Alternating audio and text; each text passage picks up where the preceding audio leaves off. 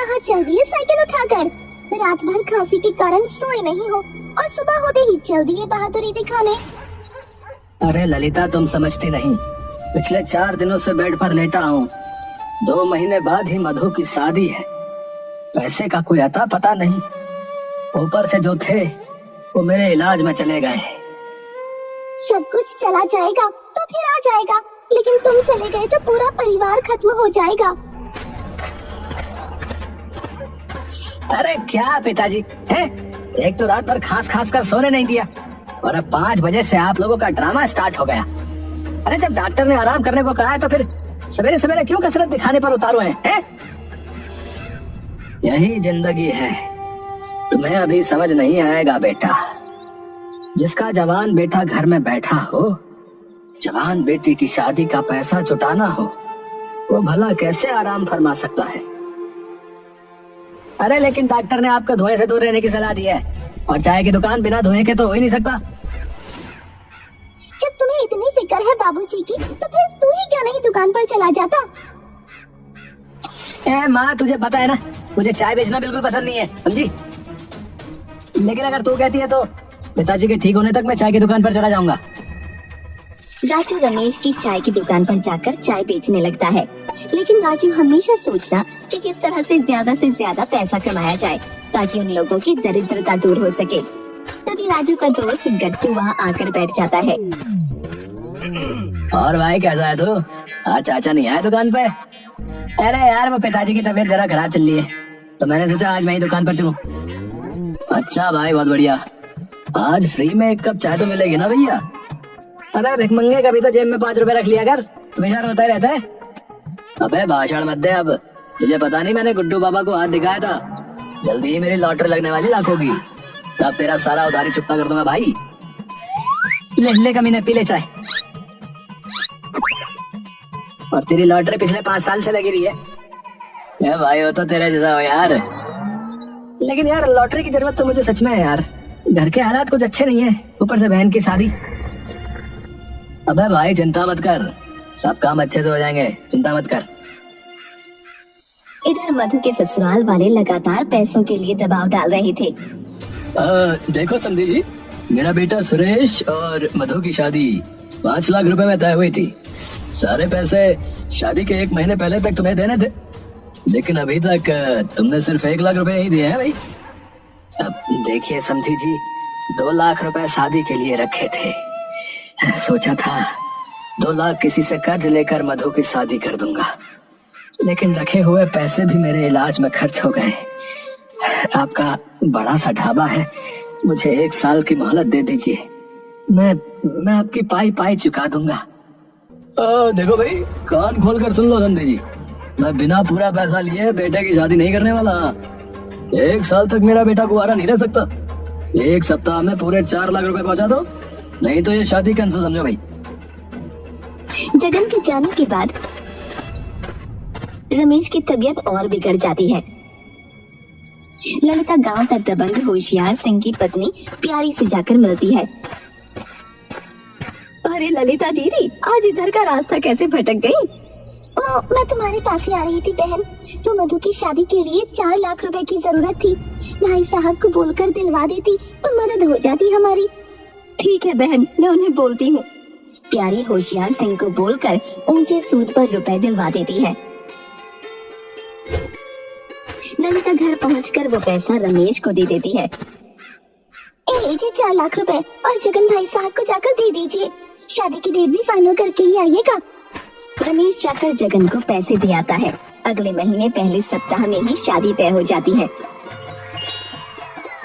इधर राजू को चाय की दुकान पर एक चोर बिरजू मिलता है। बिरजू एक नई बाइक पर सवार होकर राजू की दुकान के आगे रुकता है और बेंच पर बैठते हुए बोलता है, अरे राजू, अरे क्या बात है भाई, आजकल दुकान पे है भैया? बहुत बढ़िया। और बिरजू भैया कैसे हो? अरे नई बाइक, बहुत खूब। अरे ये तो बस ऐसे ही चलते फिरते खरीद ली भैया, इससे बढ़िया मोटरसाइकिल गोडाउन में खड़ी है। राजू है, थोड़ा कड़क चाय बनाना है। भाई एक बात पूछूं, तुम हर एक हफ्ते के बाद बाइक चेंज कर देते हो, आखिर इतने पैसे आते कहाँ से? अबे कुछ नहीं भाई, बस नाइट शिफ्ट में काम करता हूँ और बाकी तो तुम जानते ही हो, हुनर की कोई कमी थोड़ी है बिरजू में। भाई मुझे भी अपने साथ रख लो, हमें पैसों की सख्त जरूरत है भैया। देख भाई, इस काम में रिस्क बहुत है, जेल भी जा सकता है। भाई रिस्क से नहीं डरता, लेकिन पैसे मिलने चाहिए बस। हाँ तो ठीक है, तो आज रात मेरे साथ चल लियो, मेरे पास एक तगड़ा प्लान है। रात में बिरजू राजू को लेकर सेठ करोड़ी मल के यहाँ चोरी करने पहुँचता है। राजू तू वॉचमैन पर नजर रखियो, ठीक है? मैं दीवार फांद कर अंदर जा रहा हूँ। अरे नजर क्या रखना, वो तो सो रहा है। बाकी तुम बेफिक्र होकर हाथ साफ करो, मैं हूँ यहाँ पर। ए धीरे बोलो, धीरे। हमारे प्रोफेशन में बातों से कम इशारों से ज्यादा काम किया जाता है, समझा? कोई बेवकूफी मत करना, समझे? ओके भाई ओके, आप जाओ, मैं देख लूंगा, सब जाओ। बिरजू दीवार पर चढ़ जाता है। तभी राजू देखता है कि सेठ का कुत्ता बिरजू के पीछे से हमला करने वाला है। अबे पीछे मेरा पैंट नहीं फटा है, वो सूखे पत्ते में चढ़ गया था, उसी की आवाज है। अबे गूंगे कुछ बोलेगा भी या शशा हुश हुशी करता रहेगा है? तब तक सेठ का कुत्ता बिरजू का पिछवाड़ा नोच लेता है। जैसे तैसे दीवार से कूदकर बिरजू अपनी जान बचाकर भागता है। अरे मार डाला रे, अरे मेरा पिछवाड़ा बुलडॉग ने लहरा दिया भैया। अरे तुम्हें मैंने नजर रखने को कहा था, अबे तू कर क्या रहा था वहाँ पर है? कमबख्त ने सारे दांत गड़ा दिए। भाई मैं वही तो इशारे से बता रहा था कि पीछे देखो पीछे। अबे तुम्हारे मुंह में दही जमी थी क्या? है बोल नहीं सकता था क्या? बोलता कैसे?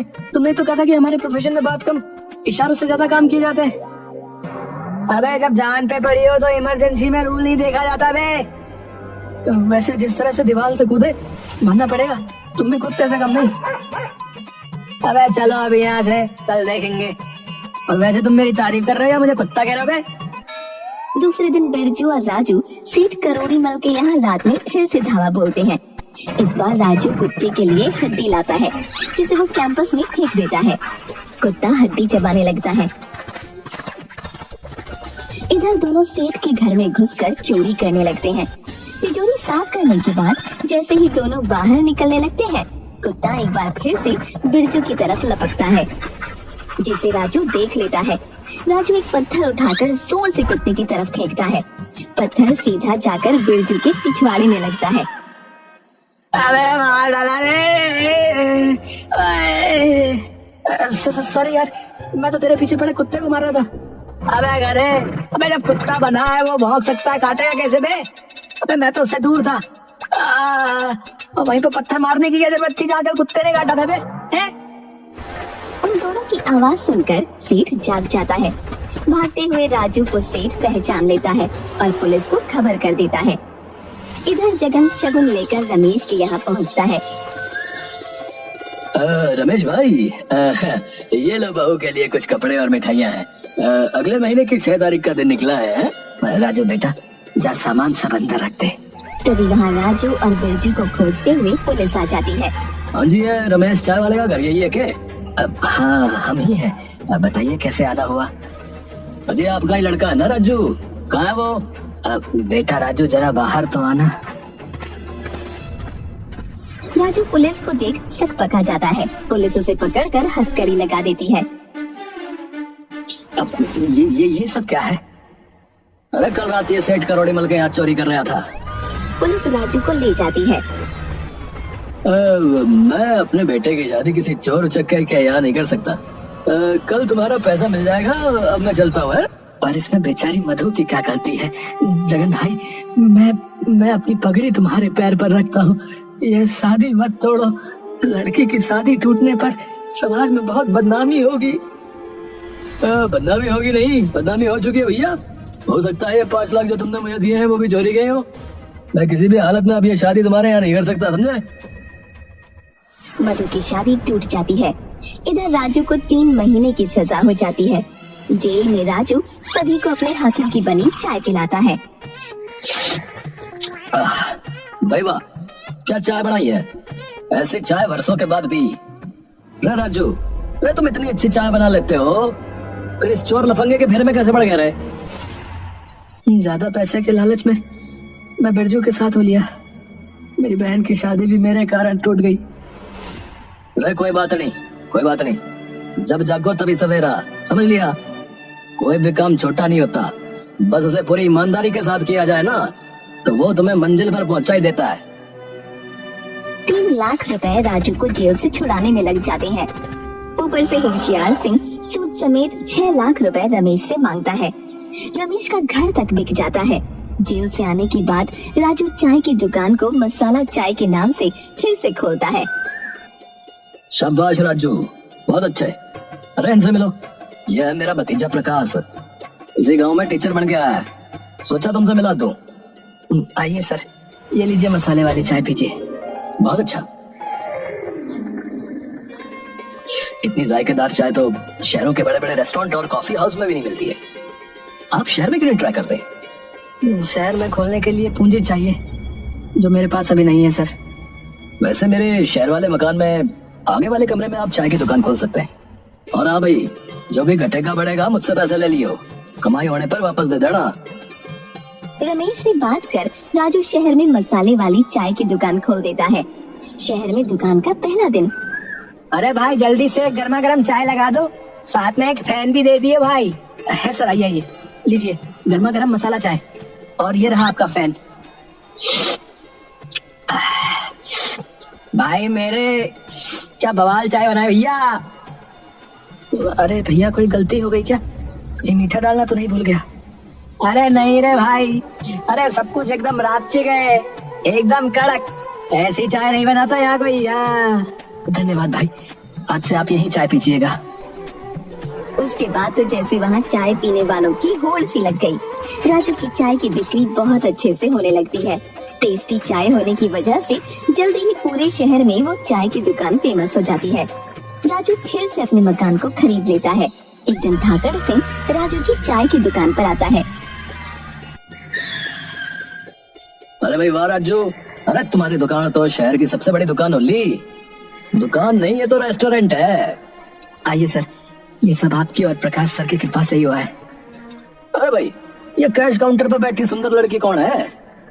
वो मेरी बहन मधु है। एक अच्छा सा लड़का मिल जाए तो इसकी शादी करवा दूं। अच्छा, तो इसी की शादी टूट ली थी। वैसे एक बात बोलूं, मेरा भतीजा प्रकाश, उसके लिए कैसा रहेगा? मेरे भाई साहब तो है नहीं, हमें ही उसकी शादी करनी है। प्रकाश सर जैसा लड़का किसे पसंद नहीं होगा सर। संयोग से पिताजी भी यही हैं। मैं अभी बुलाता हूँ। पिताजी 1 मिनट के लिए यहाँ आइएगा जरा। अब हाँ बेटा, बोलो क्या बात है? ये है प्रकाश सर के चाचा धाकड़ सिंह। अरे प्रकाश सर को गांव में कौन नहीं जानता, बहुत ही नेक इंसान है। और धाकड़ सिंह जी को तो मैं कैसे भूल सकता हूँ। तुम्हारी रिहाई में इन्होंने हमारी बहुत मदद की थी बेटा। हाँ तो रमेश जी, क्या हम इस जान पहचान को रिश्तेदारी में बदल सकते हैं कि? मैं अपने प्रकाश का विवाह जो है आपकी बेटी मधु से करना चाहता हूँ। इतनी बड़ी सौगात मेरे लिए कुछ और हो ही नहीं सकती। प्रकाश जैसा दामाद मिलेगा, ये मैंने सपने में भी नहीं सोचा था। मधु और प्रकाश की शादी धूमधाम से हो जाती है। अब गांव में नहीं बल्कि शहर के सबसे खुशहाल परिवार में रमेश के परिवार की गिनती होती है। मसाला चाय वाला एक ब्रांड के रूप में पूरे देश में उभरता है।